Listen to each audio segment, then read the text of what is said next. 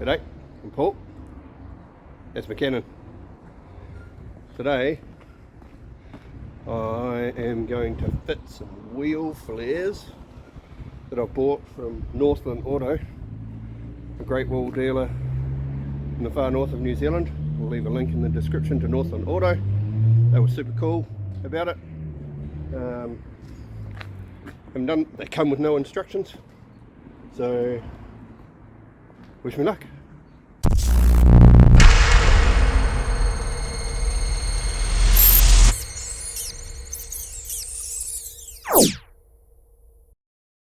Here's everything unboxed. You get 2 wheel flares. You get 2 little short wheel flares for the front bumper. You get a bag of nuts and bolts. Some double-sided tape. Mud flaps off. So I've had a little bit of a hold up. The flares are shipped with some machine screws. Pull the plastic clips out from underneath your guards, use the machine screws to hold the flares on. Well, the holes that are left when you remove the plastic clips are too large for the machine screws. So I've ordered some stainless steel bolts and nylock nuts. See if I can get my hand in behind the panel steel to bolt them on. So you might not know, but these bolts literally do nothing. They're just there for show. Here's the inside of one of the flares showing the bolts. They literally do nothing. So the top of the wheel flares just held on by 3M double-sided tape. The underside I've bolted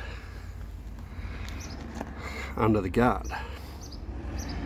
When you tighten up the bolt, it kind of pulls the wheel flare around and away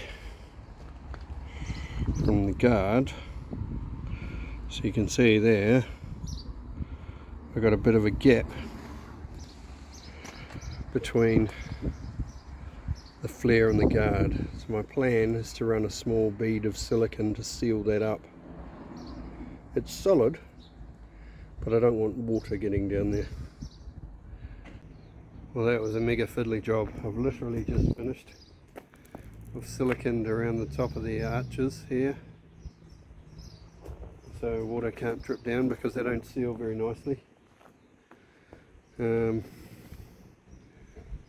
big hold up was finding stainless steel nuts and bolts in a COVID lockdown environment, but I did get some. Thanks to placemakers in Hamilton. I think it looks pretty sweet. I think I need some off-road tyres now. I'm happy with the result.